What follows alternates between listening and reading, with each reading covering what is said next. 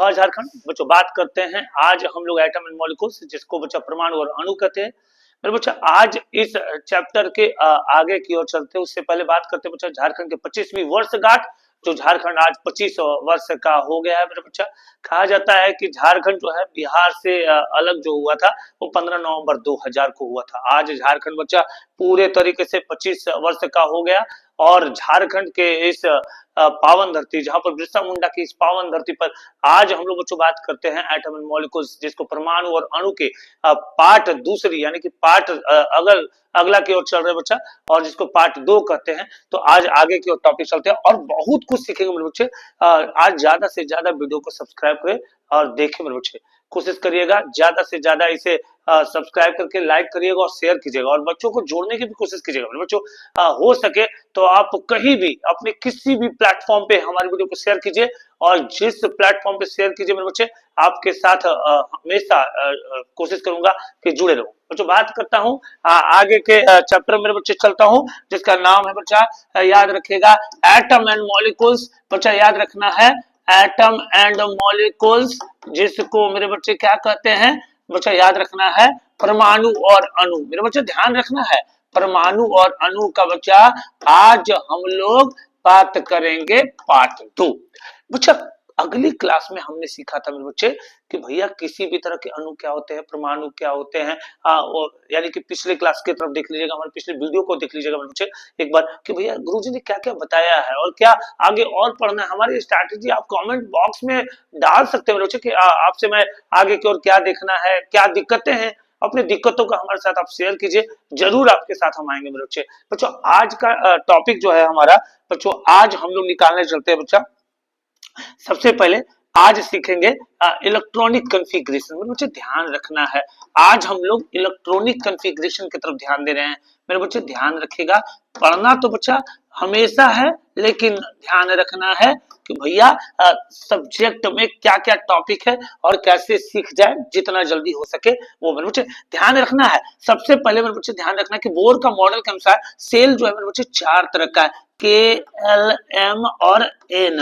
मेरे बच्चे के सेल में जो होता है बच्चा वो 2 इलेक्ट्रॉन होता है। अब बच्चा एल में जो होता है वो 8 होते हैं, एम में मेरे बच्चे 18 होते हैं और एन में 32 होता है। बच्चा ये भी हमारी परीक्षा में क्वेश्चन आता है कि सेल का फॉर्मूला क्या होता है, आखिर सेल कैसे निकाल सकते हैं। तो बच्चों ध्यान रखना है, फॉर्मूला जो होता है मेरे बच्चे, इसका फॉर्मूला सूत्र जो होता है ध्यान रखना है, इसका सूत्र होता है 2n स्क्वायर। मेरे बच्चे ध्यान रखना है, इसका सूत्र जो होता है वो 2n स्क्वायर होता है। बच्चे इसे किसी बॉक्स में मेरे बच्चे ध्यान रख ले, इसे किसी भी तरह के बॉक्स में पहले अरेंज कर ले। अगर समझना हो, पहला मेरे बच्चे के हो गया, एल हो गया, एम हो गया, एन हो गया।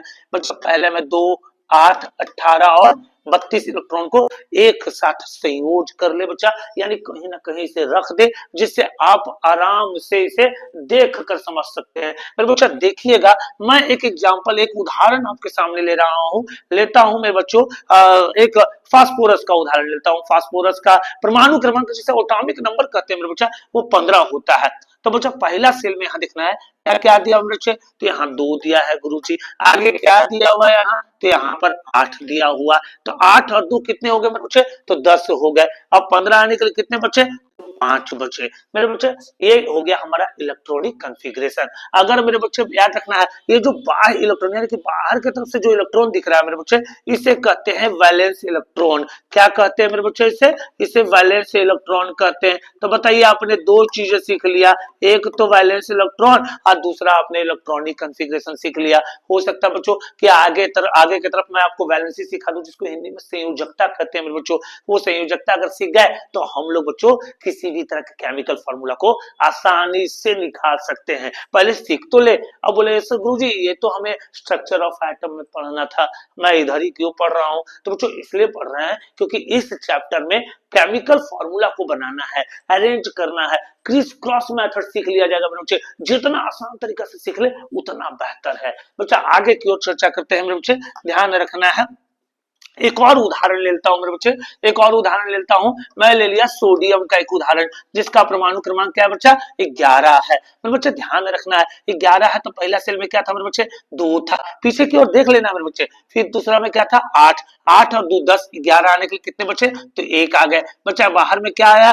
1 आया। तो वैलेंस इलेक्ट्रॉन कितने हो गए मेरे बच्चे? तो 1 हो गए। उसी तरह मेरे बच्चे आपको बना करके दिखा देना है। क्लोरीन का एटॉमिक नंबर 17 होता है। इसका जवाब आपको ग्रुप में जरूर देना है मेरे बच्चे।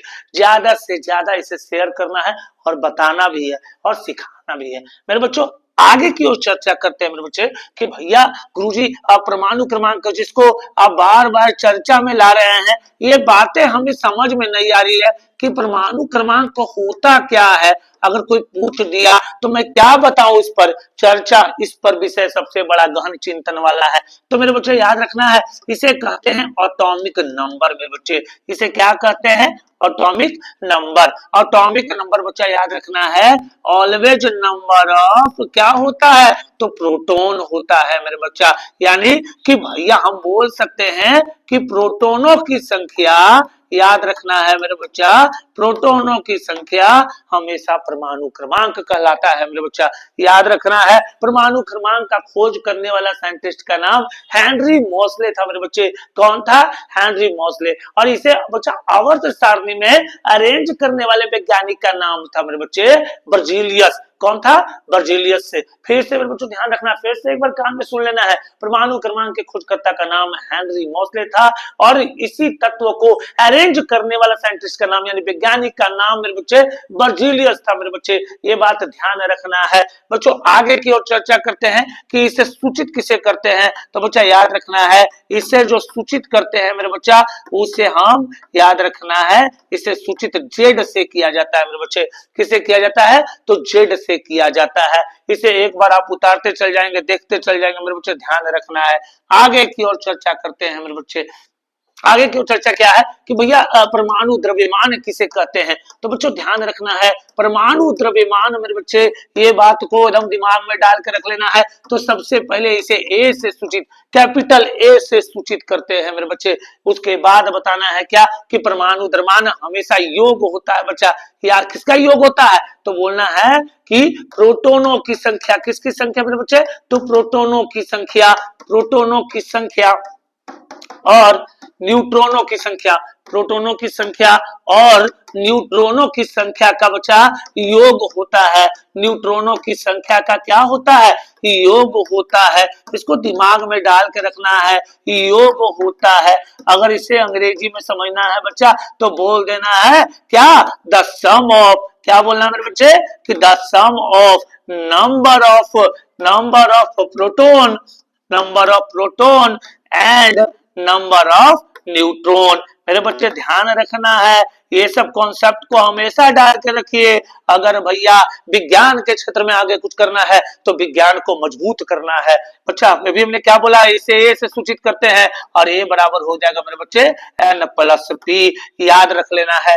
आगे की ओर चर्चा करते हैं मेरे बच्चे। इसे एक बार फिर से समझ लेना बच्चा। प्रोटॉनों की संख्या और न्यूट्रॉनों की संख्या के योग को परमाणु द्रव्यमान कहते हैं। इसे ए से सूचित किया जाता है मेरे बच्चे और इसके फॉर्मूला हो जाएंगे ए बराबर एन प्लस पी। आगे की ओर चर्चा करते हैं मेरे बच्चे। अगर मान ले आपके सामने एक उदाहरण दे दिया मैंने, इसे मान लेता हूं एक्स एक तत्व है, एक एलिमेंट है। इसे क्या मान लिया मैंने? इसे एक तत्व मान लिया मेरे बच्चों और इसे मैंने एलिमेंट भी मान लिया अंग्रेजी में। और बच्चों ऊपर की तरफ अगर मान लिया जाए ये 23 दे दिया है और नीचे की तरफ 11 दे दिया जाए तो बच्चा इसे कहते हैं जेड यानी कि परमाणु क्रमांक। इसे कहते हैं एटॉमिक नंबर। और बच्चा ऊपर की तरफ है 23, इसे कहेंगे बच्चा कैपिटल ए। इसे परमाणु द्रव्यमान कहा जाता है बच्चे। पहचान रखना है, ऊपर की ओर परमाणु द्रव्यमान और नीचे की तरफ परमाणु क्रमांक। नीचे की तरफ परमाणु क्रमांक तो ऊपर की तरफ परमाणु द्रव्यमान। उसे अंग्रेजी में कहते हैं एटॉमिक मास और नीचे कहते हैं मेरे बच्चे एटॉमिक नंबर। मेरे बच्चा अगर आपसे चर्चा कर दिया जाए कि नंबर ऑफ इलेक्ट्रॉन क्या होता है मेरे गुरुजी, ये भी थोड़ा बता दिया जाए तो बच्चा नंबर ऑफ इलेक्ट्रॉन हमेशा बराबर होता है किसका? तो भैया नंबर ऑफ प्रोटॉन का। मेरे बच्चे ध्यान रखिएगा, इस पर चर्चा हमेशा करते रहने का है, समझते रहने का है। और इसके अगले अध्याय में मैं आप लोगों के साथ फिर से मिलूंगा मेरे बच्चे। इस वीडियो को लगातार अपने स्तर से शेयर करें और मैं बच्चों अगले क्लास में आपको न्यूट्रॉनों की संख्या, प्रोटॉनों की संख्या और इलेक्ट्रॉनों की संख्या ज्ञात करने सिखा दूंगा। आप इंतजार करिएगा हमारा वीडियो को और ज्यादा से ज्यादा किसी भी प्लेटफॉर्म पे जाए मेरे बच्चों शेयर कीजिएगा। हमारा कोई भी बच्चा छूटने ना पाए, हमारा सभी बच्चा अग्रसर और आगे बढ़े वैज्ञानिक तौर पर, उनमें रिसर्च की भावनाएं जुटे बच्चों। तब तक के लिए धन्यवाद। गुड नाइट, शुभ रात्रि।